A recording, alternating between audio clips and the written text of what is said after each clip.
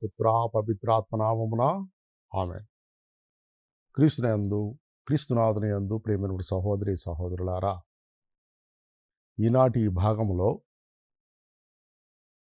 సృష్టి రక్షణ, మానవుని శిక్షణ, నరుని శిక్షణ అనేటువంటి అంశం మీద గత కొద్ది ఎపిసోడ్లలో మనం మానవుడు చేసినటువంటి తప్పిదాలు, దురాశల వల్ల ఈ సృష్టి ఎలాగ పతనమవుతుంది, ఏ విధంగా వినాశనానికి కారణమవుతుందనే విషయాలను విపులంగా చర్చించుకున్నాం. ఇప్పుడు కూడా కొన్ని విషయాల గురించి చర్చించుకుందాం. ముఖ్యంగా ఈ పర్యావరణాన్ని పాడు చేయటం వల్ల,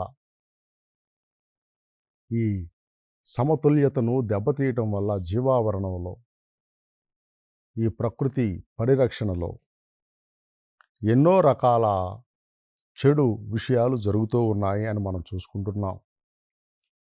ఒకరోజు ఒక మాస్టర్ గారు క్లాసులో పిల్లల్ని అడిగారంట, సింహము, పులి వీటిని ఏ జంతువులు అంటారు అనేసరికి, క్రూర జంతువులు సార్ అని చెప్పాడంట ఒక అబ్బాయి. ఇంకొక అబ్బాయి అల్లరిచిల్లరగా ఉండేసరికి ఆ అబ్బాయిని అడిగాడంట, నువ్వు చెప్పు, గొర్రె, పొట్టేలు, కోడి, మేక వీటిని ఏ జంతువులు అంటారు అన్నప్పుడు వాడు అర్థం కాకుండా, ఓహో క్రూర జంతువులు సార్ అన్నాడంట. అంటే వాటిని కొంతమంది నరులు భక్షిస్తారన్నమాట. ఈ విధంగా చూసుకుంటే జంతువుల్లో మాంసాహారులు ఉన్నారు, శాకాహారులు ఉన్నారు. కానీ ఈ శాకాహారులు కానీ మాంసాహారులు కానీ వాళ్ళు చేసే పని ఏంటంటే, జంతువులు వాటి ఆకలి తీరినంత మేరకే అవి వేటాడతాయి. ఒక పులికి కానీ, సింహానికి కానీ, లేకపోతే ఏది జంతువు అయినా కానీ ఆకలి అయినప్పుడు వేటకు బయలుదేరతాయి. వాటికి ఆహారం దొరికినప్పుడు, వాటికి సంబంధించిన జంతువు దొరికినప్పుడు వాటిని చంపి ఆహారాన్ని తింటాయి. తర్వాత అవి అంతే ఊరుకుంటాయి కానీ విచ్చలవిడిగా గంగ వెరులెత్తినట్టు కనపడినట్టు జంతువులన్నింటినీ చంపుకుంటూ పోవు. కానీ మానవుడు ఏం చేస్తున్నాడు? తన ఆకలి తీరినంత వరకు చేపలు పట్టుకొని తినమను, టన్నులు వేల కొలది సముద్రాన్ని కొల్లగొట్టి మరీ చేపలను పట్టుకోవాలా? సముద్రంలో అనంతమైనటువంటి సాగరంలో, సముద్రంలో ఉండే చేపలు ఇప్పుడు కొన్ని కనపడతలేదంటే మానవుడు అత్యాశ. దేవుడికి ఇలా అత్యాశ అంటే చాలా కోపం, పేరాశ అంటే అసలు పడదు. అందుకనే యావే దేవుడు కూడా పూర్వకాలంలో ఇశ్రాయేలీయులు మన్నాను తీసుకునేటప్పుడు దేవుడు ఏం చెప్పాడంటే, ప్రతిరోజు ఉదయం మీకు మన్నా ఆకాశాన్ని నుంచి కురిపిస్తాను, మీకు కావలసినంత మాత్రమే తీసుకోవాలని చెప్పాడు దేవుడు.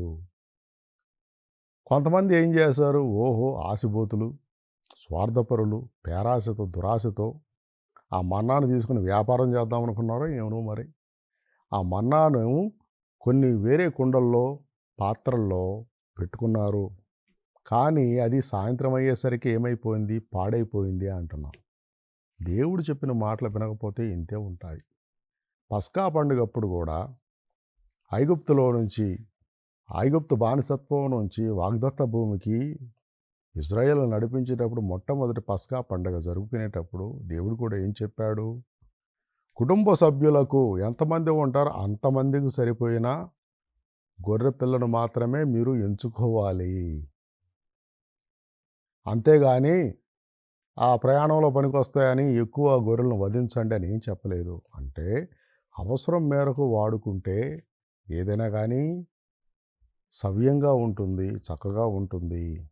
కానీ మానవుడి బుద్ధి, ఈ దురాశ, ఈ పేరాశ అనేది మానవుణ్ణి ఎంతో పతనానికి దారితీస్తూ ఉంటుందని ఈరోజు మనం తెలుసుకోవాలి.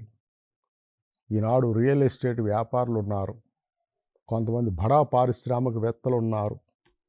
వాళ్ళ నుంచి ఒక 100 తరాల వరకు కాళ్ళు మీద వేసుకొని ఏం పని చేయకుండా తిన్నా కానీ వాళ్లకు ఆస్తులు పాస్తులు సరిపోతాయి. కానీ వాళ్ళేంటి, తెల్లారుజామునే లేవడం, అర్ధరాత్రి దాకా పనిచేయడం, వాళ్ళ వ్యాపారాలు, సామ్రాజ్యాలు విస్తరణ కోసం అవిరళ కృషి జరుపుతున్నారు. అందరూ కూడా ఏం చేసినా కానీ ఒక 70 ఏళ్ళు, 80 ఏళ్ళ తర్వాత ఈ భూలోకానికి స వీడ్కోలు చెప్పి చనిపోవాల్సిందే కదా! చనిపోయిన తర్వాత నీ ఆస్తిపాస్తులు నీ ఎమ్మడొస్తాయా? నీ యొక్క కొన్న స్థలాలు, నువ్వు కట్టిన ఇళ్ళు గానీ, నీవు ఏర్పాటు చేసుకున్నట్టు విశాల వ్యాపార సామ్రాజ్యాలు గానీ, నీ చెంతేమన్నా వస్తాయి? ఏదీ రాదు. యోబు గారు చెప్పారు, నేను నగ్నంగా వచ్చాను, నగ్నంగా వెళతాను. వస్తూ ఏమీ తీసుకురాలేదు, పోయేటప్పుడు కూడా ఏమీ తీసుకువెళ్ళాం. ఈ మధ్యలో ఎందుకు ఈ నరులకు ఇంత ఆరాటం అనేది ఒక అర్థం కానటువంటి చిక్కు ప్రశ్న. మానవ నైజం. దురదృష్టవశాత్తు అందరు నరులు ఇటువంటి దురాశకు, పేరాశకు గురవుతూనే ఉంటారు. మోసపోతూ ఉంటారు, ఇతరులను మోసం చేస్తూ ఉంటారు, సృష్టిని కూడా మోసం చేస్తున్నారు. మన బాధంతా అదే ఇక్కడ. ప్రియ సహోదరి సహోదరులారా, ఇప్పుడు సుబ్బి పెళ్ళి ఎంకి చావుకు వచ్చిందన్నట్టు మానవులు సంతోషంగా ఉండడానికి మిగతా జంతువులను నాశనం చేసే హక్కు మనకుందా మానవులకి? ఇప్పుడు ఎన్నో జంతువులు అంతరించిపోతూ ఉన్నాయి. దానికి ప్రధాన కారణము మానవుడే. పులులు కానీ మిగతా జంతువులు ఎందుకు అంతరించిపోతున్నాయి? పులులు ఎక్కడ ఉంటాయి? మనలాగా ఇళ్ళు కట్టుకొని కరెంట్ అంతా వేయించుకొని అలా ఉంటాయా? అవి అడవుల్లో ఉంటాయి, గుహల్లో ఉంటాయి. అడవులనే నరికేస్తున్నాం. పులులు ఎక్కడుంటాయి మరి? నివాసాల వైపు వస్తున్నాయి, వాటిని చంపేస్తున్నాము. పులుల సంఖ్య విపరీతంగా తగ్గిపోతుంది. కొన్ని జంతువులు మనం ఇప్పుడు చూడాలన్నా దొరకట్లేదు. ధ్రువ ప్రాంతాల్లో ఉన్న మంచు పర్వతాలు కరిగిపోవడం వల్ల ధ్రువ ప్రాంతపు ఎలుగుబంట్లు కనుమరుగైపోతున్నాయి. పర్యావరణంలో వారు పోషించే పాత్ర మిక్కుటం. అయినా కానీ ప్రతి జీవి కూడా ఒక నిర్దిష్టమైన ప్రణాళికతో దేవుడు సృష్టించాడు. ఆ జీవి అంతరించిపోయిందంటే ఆ ప్రణాళికలో ఏదో ఒక లోపం వచ్చినట్లే. ఒక చైన్ రియాక్షన్ లాగా అది వాతావరణ సమతుల్యతను దెబ్బతీస్తుంది. శాస్త్రజ్ఞులు పదే పదే హెచ్చరిస్తున్నారు, కానీ మనం పెడచెవిన పెడుతున్నాం. వినాశనానికి పరిగెత్తేటప్పుడు ఎవరు ఏమి చెప్పినా మనకు ఏమి వినపడదంట. మానవులందరూ కూడా వినాశనానికి ఒక గాలిపటం పైకి ఎగిరి కిందకి అలా స్పీడ్గా వచ్చి ఏది నేలకు తన్నుకొని పడిపోయినట్టు మానవులందరూ కూడా మన వినాశనం వైపు పరుగులు పెడుతున్నాము. ఈ పరుగును ఆపే శక్తి సామర్థ్యాలు మనకు లేవా? ఆ విచక్షణ జ్ఞానం లేదా అనేది మనం ఈరోజు ఆలోచించుకోవాలి.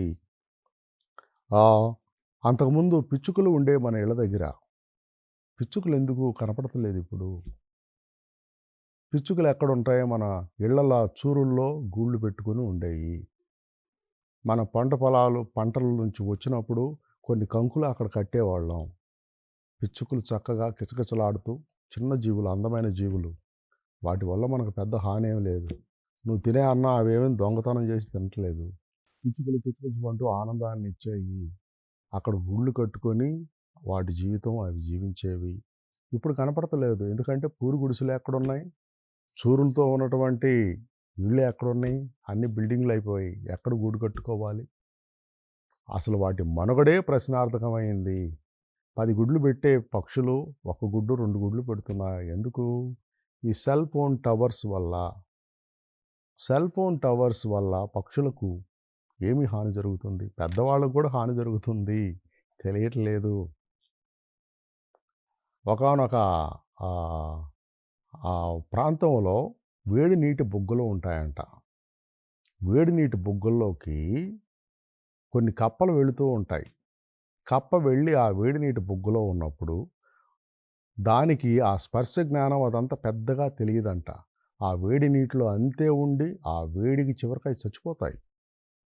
అదే విధంగా ఉంది మన పరిస్థితి. మనం ఉంటున్నటువంటి పరిస్థితి భయంకరంగా ఉంది. కానీ దానిని తప్పించుకునే మార్గాలు, ఆ పరిస్థితిని మార్చే ప్రత్యామ్నాయాలు మనమేం చూసుకోవటం లేదు.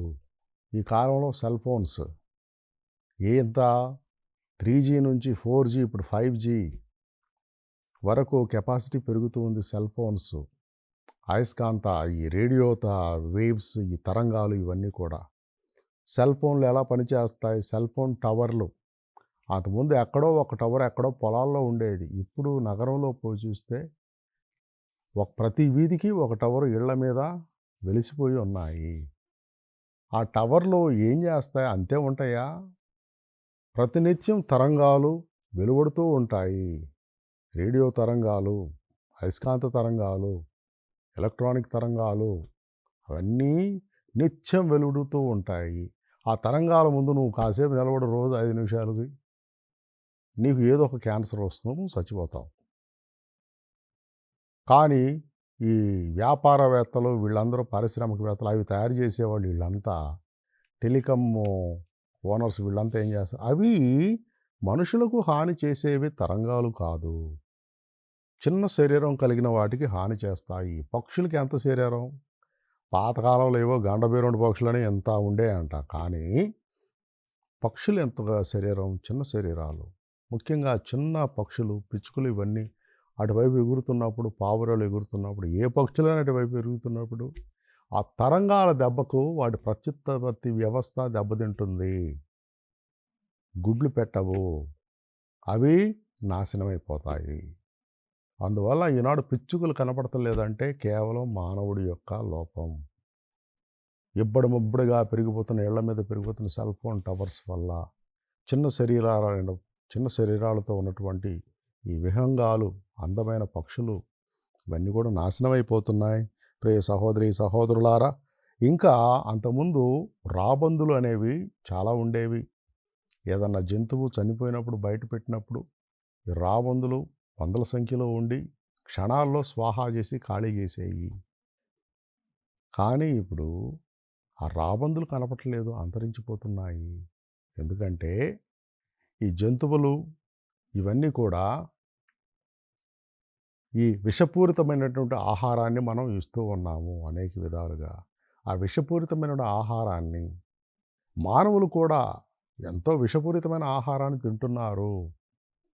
ఇప్పుడు కృష్ణా జిల్లా, గుంటూరు జిల్లాల్లో కూరగాయలు చాలా ఫేమస్, పేరుగాంచినవి, ఎంతో ఉత్పత్తి చేస్తారు వాళ్ళు. కానీ ఆ కూరగాయలను ఒక్కసారి ప్రయోగశాలల్లో నమూనాలు పరిశీలించినప్పుడు ఎన్నో హానికరమైనటువంటి పురుగు మందులు అవశేషాలు అందులో ఉన్నాయని తెలుసుకున్నారు. ఈ పురుగు మందుల అవశేషాలతో కూడిన కూరగాయలు తిన్నప్పుడు ఏమవుతుంది? ఈ పిచ్చుకలకు ప్రత్యుత్పత్తి వ్యవస్థ దెబ్బతిన్నట్టు మనుషులకు కూడా ఈ ప్రత్యుత్పత్తి వ్యవస్థ దెబ్బతింటుంది. ఇంకా మనుషుల్లో కూడా రోగాలు పెరిగిపోతాయి. కొన్ని చోట్ల ఈ కొన్ని మతాల్లో, జైన మతం ఇలాంటి మతాల్లో పార్సీలు వీళ్ళందరూ ఏం చేస్తారంటే శరీరాలను పాతి పెట్టకుండా, కాల్చకుండా వాళ్ళు కొండ శిఖరాల మీద శరీరాన్ని అంతే వదిలేస్తే రాబందులు వచ్చి తింటాయి, ఆరగిస్తాయి. కానీ ఇప్పుడు ఆ రాబందులే కనబడతలేదు, అతి అరుదుగా అంతరించిపోతున్నాయి. ప్రియ సహోదరి సహోదరులారా,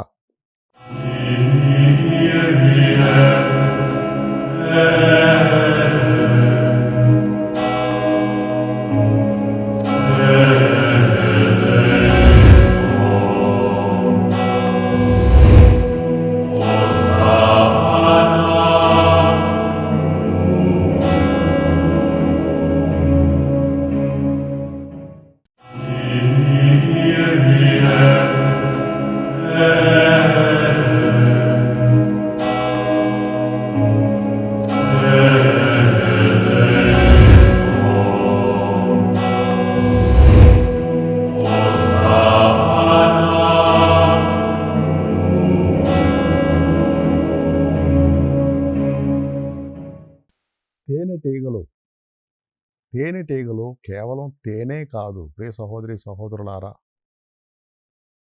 ఒక మొక్క పుష్పము ఫలదీకరణం చెంది ఫలించి కాయగా లేకపోతే ఆ పండుగ మారాలంటే ఆ పరాగ సంపర్కం జరగాలి. ఆ పరాగ సంపర్కం ఒక పువ్వు నుంచి ఆ పుప్పొడి రేణువులు ఇంకొక చెట్టుకి ఆ పువ్వు మీద వాలితేనే పరాగ సంపర్కం జరుగుతుంది. అది గాలి ద్వారా జరుగుతుంది. కానీ ఈ తేనెటీగలు సీతాకోక చిలుకల వల్ల ఒక పువ్వు నుంచి ఇంకో పువ్వుకి వెళ్ళినప్పుడు ఆ పుప్పొడి రేణువులు ఈ తేనెటీగలకు ఆ కీటకాలకు తగిలి ఇంకొక పువ్వు మీద వాలినప్పుడు అక్కడ పరాగ సంపర్కం జరుగుతుంది. దీనివల్ల ఫలదీకరణం చెంది మనకు పంటలు పండుతున్నాయి. వేలాది ఎకరాల్లో ఫలదీకరణం పరాగ సంపర్కం జరగాలంటే కేవలం తేనెటీగల వల్లే సాధ్యము, కీటకాల వల్లే సాధ్యము, పక్షుల వల్లే సాధ్యం. ఇప్పుడు ఈ తేనెటీగలన్నీ కూడా ఈ పురుగు మందు అవశేషాలు, పెస్టిసైడ్స్, ఎరువులు, పురుగుల మందులు చల్లటం వల్ల ఒక పువ్వు మీద వాలిన వెంటనే అవి చచ్చిపోతున్నాయి. చెట్టు మీద వాలిన వెంటనే అవి ఆ విషానికి చచ్చిపోతున్నాయి. తేనెటీగలు గత కొద్ది సంవత్సరాల్లో కొన్ని లక్షల సంఖ్యలో, కోట్ల సంఖ్యలో అంతరించిపోతున్నాయని ప్రజలు ఉలిక్కిపడేటటువంటి వార్తను శాస్త్రజ్ఞులు తెలియచేశారు. అమెరికా దేశాల్లో ఈ కొన్ని తేనెటీగలు కొన్ని పంట పొలాలు పండటం లేదు. ఎందుకంటే తేనెటీగలు లేవు. తేనెటీగలు పోవడం వల్ల తేనె లేకపోతే ఇంకేమన్నా పంచదార ఉంది కదా అనుకుంటారు. కేవలం తేనె మాత్రమే కాదు, అవి చేసే పనులు బోల్డన్నే ఉన్నాయి. ఈనాడు తేనెటీగలు అంతరించడం వల్ల మనకు ఆహారం దొరకదు, పంటలు పండవు. ప్రియ సహోదరి సహోదరులారా, ఇలా చూసుకుంటే ప్రతి చిన్న జీవి, అది పెద్దదైనా చిన్నదైనా, సృష్టిలో ఒక ప్రణాళిక ప్రకారము సృష్టించబడింది. ఈ విషయాన్ని తెలుసుకుంటే మనం వాటిని గౌరవిస్తాము, అంతేకాని వాటిని నాశనం చెయ్యము, మన స్వార్థానికి వాటిని ఉపయోగించుకోము. ఇంకా తడి స్థలాలు, మడ అడవులు అంటారు, అంటే నీటితో కూడినటువంటి అడవులు, అవి పర్యావరణానికి కాపాడతాయి. అందులో ఉండే జీవావరణం ప్రత్యేకంగా ఉంటుంది. ఈ మడవడ అడవులన్నీ కూడా ఇప్పుడు నాశనం చేయబడుతున్నాయి. కబ్జాకు గురై అక్కడ ఇళ్ళు కడుతున్నారు. మడ అడవులు నాశనం అవటం వల్ల వరదలు వస్తాయి, సముద్రం ఇళ్లలోకి వస్తుంది, ఇంకా ఎన్నో అనర్థాలు జరుగుతాయి. అక్కడున్న జంతువులన్నీ కూడా నాశనం అయిపోతాయి. ప్రియ సహోదరి సహోదరులారా, ఈ విధంగా చూసుకుంటే ప్రతి ఒక్క చిన్నజీవి కూడా అంతరించిపోతూ ఉంది. ఎందుకు? నరుడి స్వార్థం వల్ల. ఇంకా గ్రీన్ హౌస్ ఎఫెక్ట్ అని ఉంది. గ్రీన్ హౌస్ ఎఫెక్ట్ అంటే వాహనాల నుంచి, ఫ్యాక్టరీల నుంచి, మన ఇళ్లలో నుంచి వెలువడేటువంటి కర్బన ఉద్గారాలు, వేడికి సంబంధించినటువంటి వాయువులు, ఇవన్నీ కూడా వెలువడి భూమి మీద ఒక పొరలాగా ఏర్పడి భూమిని, భూతాపాన్ని పెంచుతూ ఉన్నాయి. దానివల్ల వాతావరణం వేడెక్కిపోతుంది. వాహనాలు, ఇంకా మనం మంటలు మండించటం, ఫ్యాక్టరీలో నుంచి వచ్చేటటువంటి ఆ వాయువులు, ఆ పొగ, అదంతా కూడా దీనికి దోహదపడుతుంది. ఇంకా క్లోరోఫ్లోరో కార్బన్స్ అంటారు, సిఎఫ్సి. మన ఇళ్లలో వాడే ఫ్రిడ్జ్లు, మనం వాడే ఏసీలు, వీటన్నిటిలో కొద్ది గొప్ప క్లోరోఫ్లోరో కార్బన్స్ ఉంటాయి. ఇంకా మనం వాడే స్ప్రే బాటిల్స్ ఉంటాయి కదండి, డియోడరెంట్స్, సెంట్స్, అందులో కూడా సిఎఫ్సి, క్లోరోఫ్లోరో కార్బన్స్ ఉంటాయి. నువ్వు ఆ సెంటు బాటిల్ వాడిన ప్రతిసారి, ప్రెస్ చేసిన ప్రతిసారి, నువ్వు ఫ్రిడ్జ్ వాడుతున్న ప్రతిసారి, ఏసీ వాడుతున్న ప్రతిసారి ఎంతో కొంత క్లోరోఫ్లోరో కార్బన్స్, సిఎఫ్సిస్ వాతావరణంలోకి విడుదల చేయబడి భూతాపాన్ని పెంచుతున్నాయి. ప్రియ సహోదరి సహోదరులారా, ఈ విషయాన్ని గుర్తుపెట్టుకోవాలి. ఇంత అందమైన సృష్టిని మానవుడు నాశనం చేస్తున్నాడు. ఎవరో మంచి అందమైన ముగ్గేస్తారు, ఎంతో కష్టపడి అందమైన వర్ణాలతో ఆ ముగ్గును చూసి ఆ ముగ్గు వేసిన వ్యక్తి ఆనందిస్తూ ఉంటే, ఎవడో తింగరగాడు వచ్చి కాలుతో అలా అలా అలా అలా చెడిపేస్తాడు. ఆ ముగ్గు వేసిన వ్యక్తికి ఎలా ఉంటుంది? కోపం రాదా? తప్పకుండా వస్తుంది. ఆ ముగ్గు వేసిన వ్యక్తి ఎవరంటే మన దేవుడని చెప్పుకోవచ్చు. దేవుడు సృష్టించిన అందాల సృష్టిని నాశనం చేస్తున్నాడు మానవుడు. మానవుడికి ఏదో ఒక విధంగా గుణపాఠం దేవుడు చెబుతూనే ఉన్నాడు. కానీ ఆ గుణపాఠాన్ని అర్థం చేసుకునే స్థితిలో మానవులు లేరు. ఎందుకంటే వాళ్ళ కళ్ళు బయర్లు కమ్మాయి స్వార్థంతో, పేరాశతో, దురాశతో. మానవుడు ఎంతకాలం బతుకుతాడు? 70 ఏళ్ళు, 80 ఏళ్ళు. చనిపోయినప్పుడు కావాల్సింది ఎంత? ఒక 6 అడుగుల స్థలం. కొంచెం పొట్టిగా ఉండేవాళ్ళకి 5 అడుగుల స్థలం. అంతకు మించి ఏమన్నా ఉంటుందా వాళ్ళకి? మరి ఎందుకండి అన్యాయాలకు లోబడి, అన్యాయాల పాలై, ఈ భూ కబ్జాలు ఎందుకు? ఇన్ని వేల ఎకరాలు ఎందుకు నీకు? ఈ ఇంద్ర భవనాలు ఎందుకు నీకు? చనిపోయినప్పుడు నువ్వు తీసుకెళ్తావా? నువ్వు చనిపోయిన తర్వాత నిన్ను తలుచుకునే వాళ్ళే ఎవరు ఉండరు. అలాంటప్పుడు ఎందుకు ఈ ప్రాకులాట? ఎందుకు ఈ తాపత్రయం? ఎందుకు ఈ ఖండ కావరం?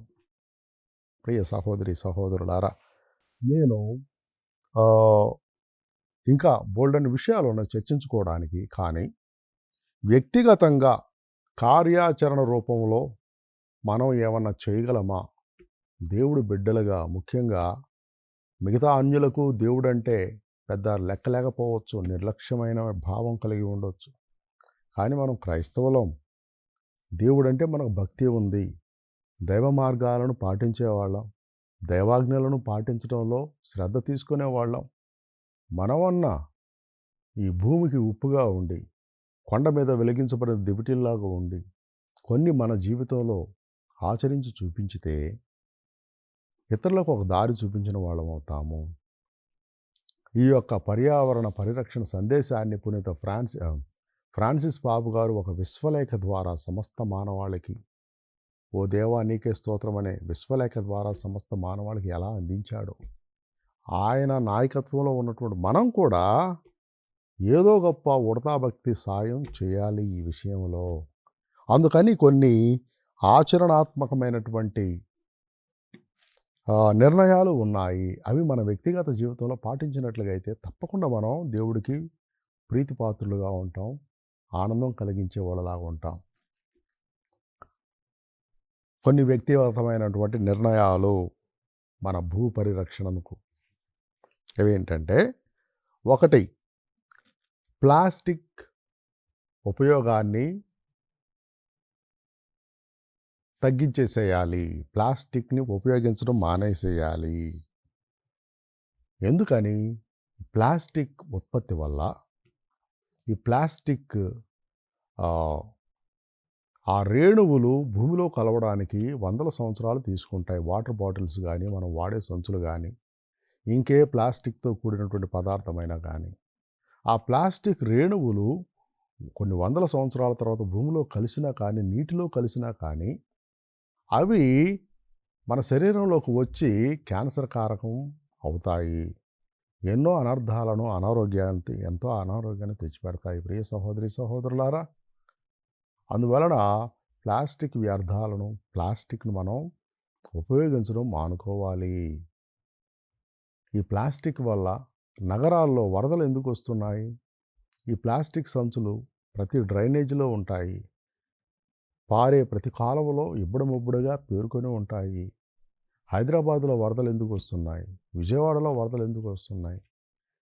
మద్రాసులో వరదలు ఎందుకు వస్తున్నాయి? ముంబైలో వరదలు ఎందుకు వస్తున్నాయి? కేవలం ఈ ప్లాస్టిక్ పేరుకొనడం వల్ల పేరుకుంటూ ఉంది.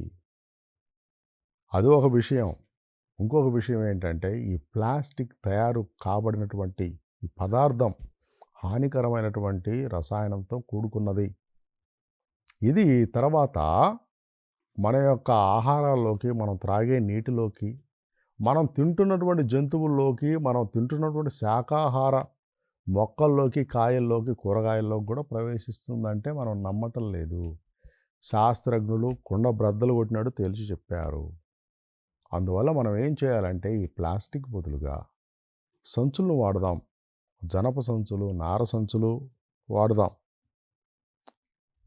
అంతేకాని ఒళ్ళు బరువుతనంతో, సోమరితనంతో వెళ్ళిన చోటల్లా ప్రతి చిన్నదానికి ఒక ప్లాస్టిక్ బ్యాగ్, కూరగాయల దగ్గర ప్లాస్టిక్ బ్యాగ్, కిరాణా కొట్టు దగ్గర ప్లాస్టిక్ బ్యాగ్, సూపర్ మార్కెట్లో ప్లాస్టిక్ బ్యాగ్, ఆ చిన్నపిల్లలకి ఏమైనా కొనేటప్పుడు అవి ప్లాస్టిక్ బాలు, పువ్వులు ప్లాస్టిక్ బ్యాగ్, పండ్లు ప్లాస్టిక్ బ్యాగులు, చివరికి అర్పణ సమయంలో కూడా ప్లాస్టిక్ బ్యాగుల్లో గురువుకి పండ్లు పూలు అర్పిస్తూ ఉంటారు. ఒక పళ్ళెంలో కానీ, ఒక ట్రేలో కానీ తీసుకొచ్చి అర్పిస్తే అంత బాగుంటుంది. ఇటువంటి విషయాలు చూసినప్పుడు ఎంతో బాధ కలుగుతూ ఉంటుంది. ఎందుకంటే అజ్ఞానం వల్ల ప్రజలు ఇంకా తెలుసుకోకుండా ఉన్నారు. ఇంకా ఇంకొన్ని విషయాలు తరువాత భాగంలో మనం తెలుసుకుందాం. పర్యావరణ పరిరక్షణలో మన క్రైస్తవుల పాత్ర ఎంత ఉండాలో. పితా పుత్ర పవిత్రాత్మ నామమున ఆమెన్.